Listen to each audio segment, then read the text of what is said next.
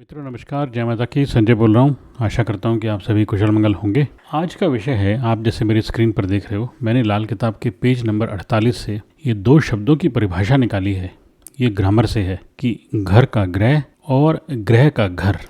इन दो शब्दों को बाबा जी ने, यानी कि पंडित रूपचंद जोशी जी ने, एक ऐसी बाजीगरी के साथ लाल किताब की ग्रामर में, और ख़ास तौर पे बुद्ध की मिलावट और मंगल की मिलावट, इस विषय को बताते हुए बहुत रहस्यात्मक ढंग से इसका प्रयोग किया है।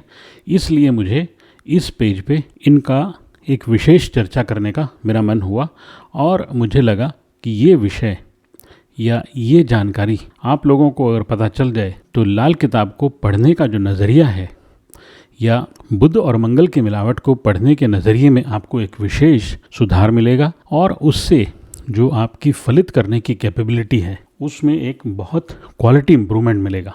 इसलिए मैंने इस वीडियो का विषय रखा घर का गृह और गृह का घर। अब आज जिस विषय को मैं स्पर्श करने जा रहा हूँ वो बुद्ध की मिलावट और मंगल की मिलावट, इसी से संबंध रखता है। लेकिन इसमें हम जो ये शब्द है घर का गृह, इसका प्रयोग किस ढंग से हुआ और उससे बुद्ध की मिलावट और मंगल की मिलावट सही ढंग से समझने में आपको कैसे सहायता मिल सकती है, उसको मैं इस वीडियो में बताऊंगा। विषय हमारा बुद्ध की मिलावट और मंगल की मिलावट वाला ही रहे। अब इसमें कुछ ग्राउंड रूल्स हैं, वो हमें ध्यान रखने होंगे कि ये जो बुद्ध की मिलावट और मंगल की मिलावट वाला टॉपिक है, ये दृष्टि के चैप्टर से आता है। यानी कि लाल किताब में जो दृष्टियों का चैप्टर है, वहाँ से पंडित जी ने इसको उठाया है। अब जो दृष्टियाँ हैं उनको हम एक अलग क्लास में या अलग वीडियो में मैं बताऊंगा अलग ढंग से, लेकिन इसमें ये सिर्फ दो दृष्टियाँ, यानी कि बुद्ध की मिलावट और मंगल की मिलावट, इस पर हम चर्चा करें। अब इसमें भी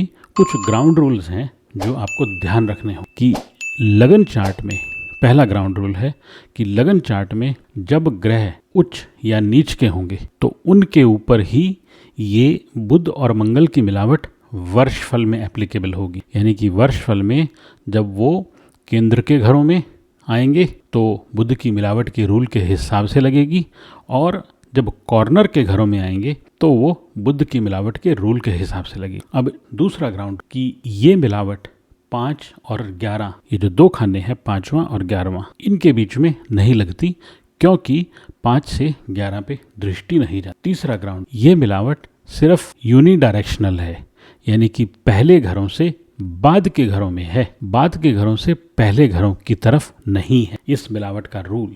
अब हम इस परिभाषा पर ध्यान देते हैं। घर का गृह का क्या मतलब है, यानी कि अगर हम 7वें घर की बात करें जैसे कि इसमें बताया गया, तो 7वें घर के ग्रह कौन कौन हैं? बुध और शुक्र। इसी तरह से 10वें घर का पक्का ग्रह कौन है? शनि। इसी तरह से तीसरे घर का पक्का ग्रह कौन है? मंगल। तो इस परिभाषा के हिसाब से घर का ग्रह मतलब कि उस घर का पक्का ग्रह, अब वो एक भी हो सकता है, वो दो भी हो सकता है। जैसे कि 7वें में शुक्र और बुध हैं और 8वें में मंगल और शनि है। बाकी सभी घरों में सामान्यतया एक ही ग्रह पक्के घर के रूप में दिया गया है लाल किताब के रूल्स के हिसाब से। अब मंगल और बुध की मिलावट में मैंने ऑलरेडी एक वीडियो दे चुका हूँ मैं, और उसमें मैंने वही उदाहरण लेके बताए थे जो लाल किताब में दिए गए हैं। यानी कि पहले घर में सूर्य है, और पहले में सूर्य है, दूसरे में शुक्र बुध हैं, 7वें में शुक्र बुध हैं, तो शुक्र बुध वैसे ही, क्योंकि सूर्य उच्च का है तो शुक्र बुध वैसे ही चमक पड़ेंगे जैसे कि उच्च का सूर्य चमकता है, यानी कि शुक्र बुध के असर अच्छे होंगे। और दूसरा एग्जाम्पल जो मंगल की मिलावट में दिया गया है कि छठे में शुक्र है और 12वें में मंगल है, तो शुक्र नीच का है, इसलिए 12वें का मंगल, यानी कि उस जातक का भाई, उसका जो वैवाहिक जीवन है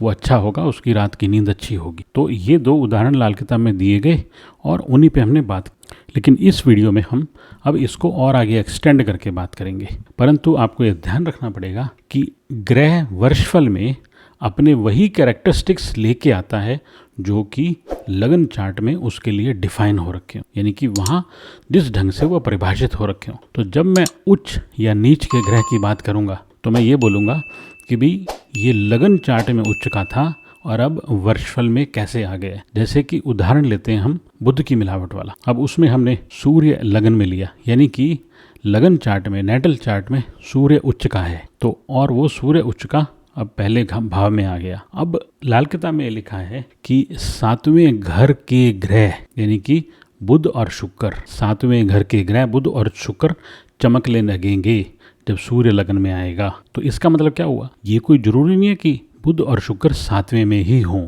वो कहीं भी बैठे हो सकते हैं वर्षफल में, उनके असर अच्छे हो जाएंगे। अगर वर्षफल में 7वें घर में सामने कोई और ग्रह आ गया, मान लीजिए केतु आ गया, तो केतु पर बुध की मिलावट का के रूल का कोई असर नहीं होगा। केतु के साथ सूर्य का वो ही रिश्ता होगा जो कि सूर्य और केतु का आमने सामने होता है या जो लगन चार्ट से डिफाइन होके आया है। ये इसमें आपको ध्यान देने वाली बात है मित्रों, इसके बिना आपका फलित गलत ही होगा। तो ध्यान दीजिए, मैं दोबारा बताता हूँ कि दूसरा उदाहरण ले लेते हैं।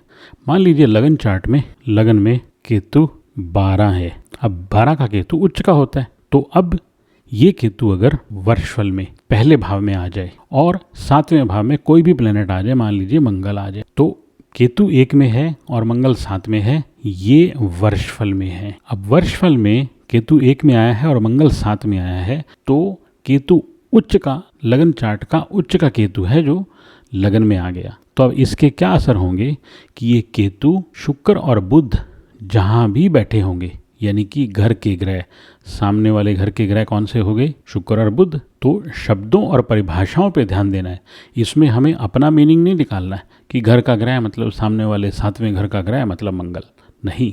लाल किताब में इसकी परिभाषा बिल्कुल स्पष्ट दी गई है और हमें उसी परिभाषा के अनुसार अपने फलित को बनाना पड़ेगा। तो जब उच्च का केतु लगन में आ गया वर्षफल में, यानी कि नेटल चार्ट से उठ के केतु लगन में आ गया वर्षफल में और सामने मंगल आ गया, तो अब ये बुध की मिलावट वाला रूल एक्टिवेट हो गया।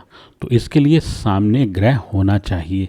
अगर ये सामने वाला भाव खाली होता तो फिर केतु के असर शुक्र बुध में नहीं जाते, क्योंकि सामने एक्टिविटी ही नहीं हो रही है, यानी कि सामने वाला घर ही एक्टिव नहीं है। तो अब केतु अगर लगन में है, शुक्र बुध कहीं पे भी बैठे हैं, मान लीजिए शुक्र वर्षफल में यहाँ बैठा है और बुध यहाँ बैठा, तो ये दोनों ग्रह केतु की चमक से चमकने लगेंगे, यानी कि 12वें घर के केतु के कैरेक्टर जो कि केतु लगन में लेके आया है, उसकी वजह से ये शुक्र चमकने लगेगा। यानी कि शुक्र के असरात में 12वें घर के केतु के अच्छे असर मिलेंगे और इस जातक का जो कर्म क्षेत्र में, जो इसकी जॉब में जो शुक्र के असर हैं, उसमें केतु 12 के असर मिले, केतु 12 के अच्छे असर मिल जाएंगे, ऐसे आप कह सकते हो। अब इसमें एक तीसरा एग्जाम्पल लेते हैं। मान लीजिए लगन में मंगल 4 का होके बैठा है, यानी कि नीच का होके बैठा है मंगल लगन चार्ट में, ठीक है।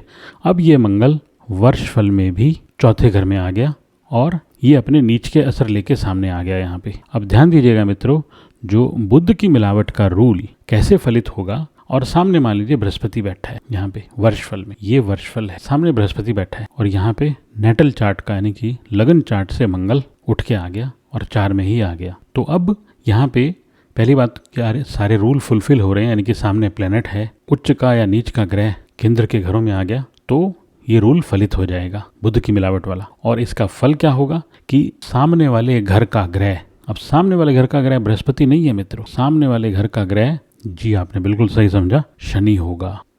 अब शनि पे नीच के मंगल का प्रभाव पड़ेगा, यानी कि शनि के प्रभाव खराब हो जाएंगे, यानी कि इस जातक के चाचा को बुरे असर आने शुरू होंगे, या इस जातक के चाचा को और उसको इसके बुरे असर मिलने शुरू होंगे। और बृहस्पति के साथ मंगल का क्या रिश्ता होगा, वही होगा जो लगन चार्ट में इनका डिफाइंड है और इनका आपस में जो मित्रता का रिश्ता डिफाइंड है, यानी कि मंगल नीच का मंगल बृहस्पति को इतने बुरे असरात नहीं देगा जितने कि वो शनि को दे। ये इसमें बुध की मिलावट में आपको ये जानना और समझना पड़ेगा। तो मैंने आपको 2-3 एग्जाम्पल दे दिए बुध की मिलावट के। अब बात करते हैं मंगल की मिलावट के रूल की। अब जो मंगल की मिलावट है वो अप्लाई होगी 6 और 12 के बीच में, 3 और 9 के बीच में, 8 से 2 के बीच, यानी कि 8 से 2 की तरफ अप्लाई होगी। 8 पहले का घर होगा और 2 बाद का घर होगा। यहाँ पे 3 पहले का घर होगा और 9 बाद का घर होगा। यहाँ पे 6 पहले का घर होगा और 12 बाद का घर होगा। तो ये ध्यान देना। अब इसको कैसे अप्लाई करेंगे इसके बारे में बात करते हैं। एक उदाहरण ले लेते हैं। लाल किताब में जो उदाहरण दिया है कि नेटल चार्ट से शुक्र अगर नीच का होके यहाँ पे छठे में आ जाए, तो इसमें हम उदाहरण लेते हैं। मान लीजिए नेटल चार्ट में मंगल उच्च का होके बैठा है 10वें भाव में, यानी कि लगन में मंगल 10 है और वो अब वर्षफल में मंगल 6 में आ गया और सामने शनि बैठा है। मित्रों ध्यान देना, उच्च का मंगल 6 में आया है और सामने उसके 12वें भाव में शनि बैठा है। ये वर्षफल में कंडीशन बन गई। अब ये मंगल अपने उच्च के असर लेके यहाँ पे आया हुआ है, तो इसकी वजह से जो मंगल की मिलावट के रूल के हिसाब से जो बताया गया है वो ये है कि मंगल के असर सामने वाले भाव पे, ध्यान दीजिएगा मित्रों, सामने वाले भाव के सभी ग्रहों पे उसके असर उल्टे हो जाएंगे। यानी कि अगर यहाँ मंगल उच्च का असर लेके आया हुआ है छठे में, तो यहाँ पे उसके असर रिवर्स हो जाएंगे, यानी कि नीच के हो जाएंगे, उल्टे हो जाएंगे।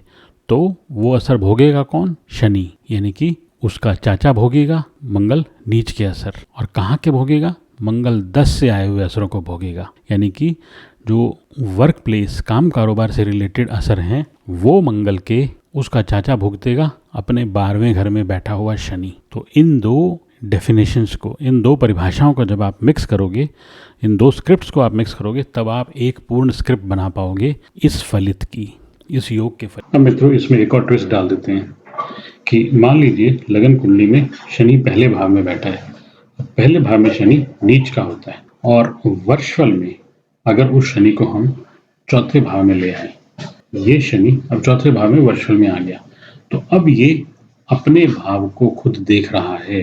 सामने अगर कोई और प्लैनेट बैठा है, मान लीजिए बृहस्पति बैठा है, तो बृहस्पति के साथ तो इसके वही रिश्ते होंगे जो बृहस्पति के साथ इसके जाति संबंध हैं। ये बराबर के ग्रह हैं, बृहस्पति यहाँ पे नीच का है, तो शनि उस पे अपनी सामर्थ्य के अनुसार, क्योंकि ये नीच का शनि होके आया है, तो इसके साथ जो रिश्ता रखेगा वो अपना रखेगा। लेकिन इस परिभाषा के अनुसार सामने वाले घर का ग्रह, इस परिभाषा के अनुसार तो सामने वाले घर का ग्रह तो खुद शनि है, तो अब ये शनि अपने आप को क्या करेगा? क्या अपने आप को खराब करेगा? क्योंकि नीच का शनि है लगन कुंडली का, जो कि यहाँ वर्षफल में चौथे भाव में आ गया है। तो लाल किताब में एक और रूल है कि भी ग्रह जब अपने खुद के घर को देखे तो वो उसको नुकसान नहीं पहुंचाता। यानी कि ये नीच का शनि जब यहाँ पे आया हुआ है तो बुध की मिलावट के हिसाब से इसको सामने वाले घर के ग्रह को नुकसान पहुंचाना चाहिए था, लेकिन क्योंकि जो मेन रूल है, जो शनि ग्रह का अपना रूल है, वो ओवर रूल हो जाता है, तो उस हिसाब से अब शनि उतना नुकसान खुद को नहीं पहुंचा पाएगा या सामने वाले घर के ग्रह को नहीं पहुंचा पाएगा। इसी तरह से इसी रूल को हम लगा सकते हैं जब नीच का बुध, यानी कि बुध 12 हो या शुक्र 6 हो, यानी कि 6 का शुक्र जब लगन में आ जाए या 12 का बुध जब लगन में आ जाए, तो क्या होगा? अब सामने वाले घर का ग्रह, सामने वाले घर के ग्रह कौन से हैं? वो भी शुक्र और बुध ही हैं, तो उनको क्या नुकसान या फायदा पहुंचाएगा? यानी कि अगर यहाँ पे 12 का बुध आएगा जो कि नीच का होता है, अगर लगन में आएगा तो सामने वाले घर के दो ग्रह बनते हैं, बुध और शुक्र। तो अब बुध अपने आप को तो इतना नुकसान नहीं पहुंचाएगा, लेकिन शुक्र को वो नुकसान पहुंचाएगा। यानी कि शुक्र के फलों को, शुक्र जहां भी टेबल में बैठा होगा उसके फलों को खराब करेगा। और यही सिचुएशन लगेगी शुक्र में कि जब शुक्र 6 अगर लगन में आ जाएगा तो सामने वाले घर के ग्रह, यानी कि शुक्र और बुध में से शुक्र को वो इतना नुकसान नहीं पहुंचाएगा, लेकिन यानी कि अपने आप को वो इतना नुकसान नहीं पहुंचाएगा जितना कि बुध को नुकसान पहुंचाएगा। तो ये इसलिए मैंने एग्जाम्पल लिया कि क्योंकि ये सिचुएशन आ सकती है और उसमें आप फलित को किस ढंग से देखोगे, तो उसमें लाल किताब की ग्रामर के और रूल्स भी आपको साथ में मद्देनजर रखने पड़ेंगे, क्योंकि हम उसी ग्रह की बात कर रहे हैं। तो मित्रों ये था बुध की मिलावट और मंगल की मिलावट को अलग अलग ढंग से वर्षफल में रख के, देख के, और हम अपने फलित को किस ढंग से समझ सकते हैं, सटीक बना सकते हैं और उसके रिजल्ट्स, जो एक्सपेक्टेड रिजल्ट्स हैं, उनका आंकलन करें, ताकि हमारा जो फलित है, हमारी प्रेडिक्शन है, वो इधर उधर ना हो जाए। अगर आपको ये वीडियो अच्छी लगी हो तो आप अपने लाल किताब के और सहपाठियों के साथ इसको जरूर शेयर करना, क्योंकि मंगल और बुध की मिलावट के ऊपर मित्रों आप देखोगे यूट्यूब पे बहुत कुछ नहीं दिया गया, बहुत कुछ नहीं मिलता, तो इसलिए जरूरी है कि ये सब तक पहुंचे, सब इसका लाभ उठाएं। और अगर इसमें कोई त्रुटि रह गई है, मैं कभी भी 100% परफेक्ट कंटेंट क्लेम नहीं करता, क्योंकि बहुत चीजें छूट जाती हैं, बहुत चीजें कई बार स्लिप ऑफ टंग में इधर उधर बोल दी जाती हैं। तो आप में से बहुत से मेरे मित्र हैं, बहुत से मेरे सहपाठी हैं जो उसको करेक्ट करते हैं, और उनका मैं तहे दिल से धन्यवाद करता हूं, क्योंकि लाल किताब में लिखा हुआ है कि जो आपकी इस इल्म में पढ़ने में जो आपकी गलती बताएगा वो आपका सबसे बड़ा मित्र होगा, वो आपका सबसे बड़ा शुभचिंतक होगा। तो आप मेरे शुभचिंतक हो, आप मेरे सहपाठी हो, हम सब इकट्ठे मिल के सीख रहे हैं। जय माता दी, जय सिया राम। आप सभी प्रसन्न रहें, खुश रहें, आबाद रहें। फिर मिलेंगे।